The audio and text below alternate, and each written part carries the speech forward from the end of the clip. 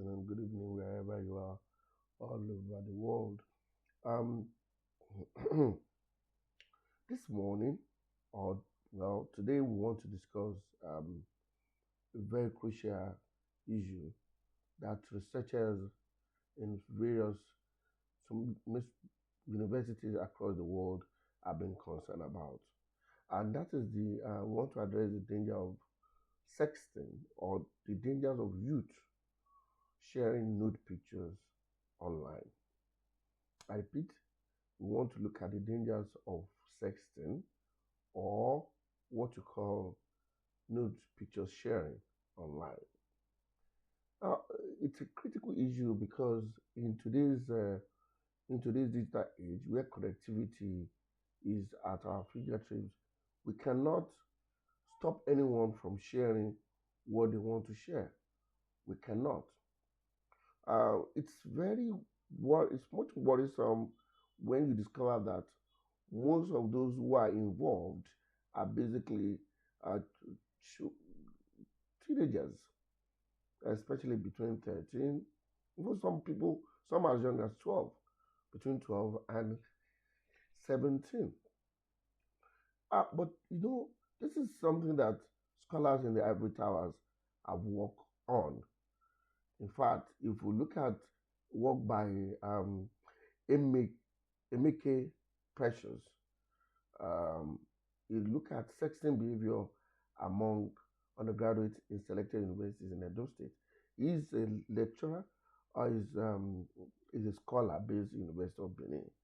We also look at the prevalence of and determinants of sexting behavior among undergraduates in Kwara State. This was done by Olatunji Balogun and others. We have that which was also done carried out by Ayeni Oyebola, prevalence of sexting among students in selected secondary schools in southwestern Nigeria.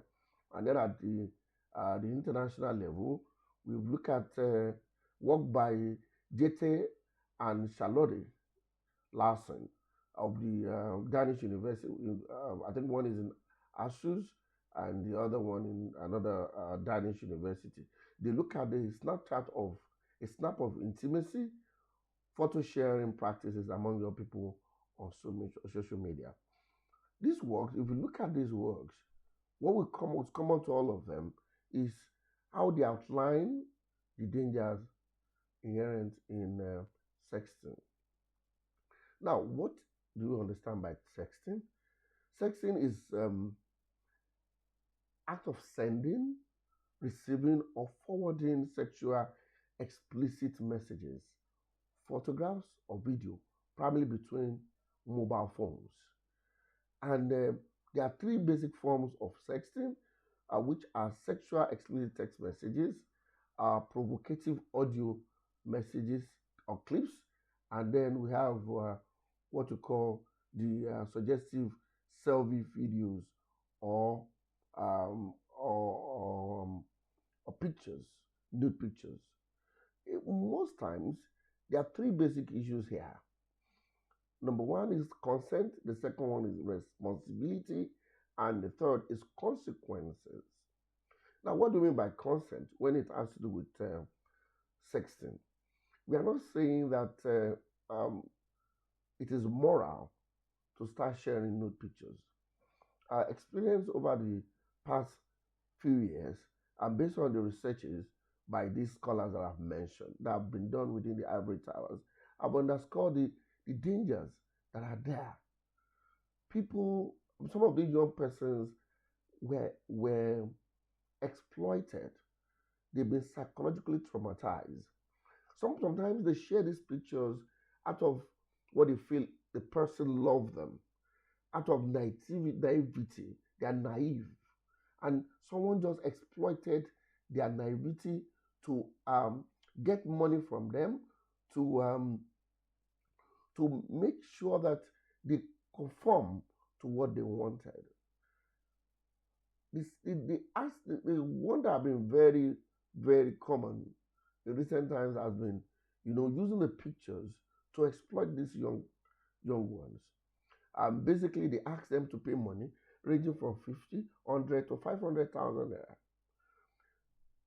The reality here is that some of these, mostly girls, did what they have to do because they felt some of them are falling in love for the first time. I recall a particular case in a university, um, and they discovered that this young man was having nude pictures of of girls from so many universities, and it's not just one person that is doing it; it's like a group of persons, and they have made money from it. And we only ask, we are talking about money, but what we are not talking about is the trauma. Some of these persons might not even know some of these girls. They might have harmed themselves. Some of these girls are involved in this, number one, as a result of peer pressure. They also want to feel loved. They want to talk to someone. They are in a room, probably they are in boarding houses, and then they just want to show someone, others, their colleagues, that someone loves them. You know, it's peer pressure. Sometimes it's the desire for acceptance. They also want to feel among. They want to show others, their colleagues, their friends, that they are in love with someone. So they are afraid to let go of such persons, even when they make some stupid demands of them. Number three is lack of awareness of the potential consequences uh, of these exchanges. For me, I feel it's high time now that scholars are really crying, really, trying to put out these researches out. I think it's time, number one, parents become conscious of how their children use mobile phones and other gadgets, especially that which could lead to exchange of nude pictures and some of these explicit contents. Another thing is we must let these students or these youth understand that sexting has its own consequences. Yes, they might do some of these things with consent with some of these people, but the reality is that what kind of consent can a child, someone that is 13 or 12, give? So we must let them understand that they need to be responsible by not sharing such contents.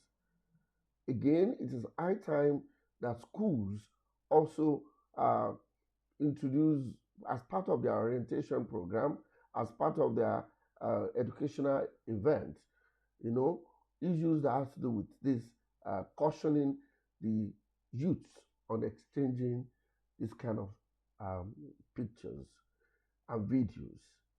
Uh, it's it's very important. Finally, I want to call on youth also to sensitize one another, you know, on the dangers of involving this. Youth groups and departmental college associations and the student union groups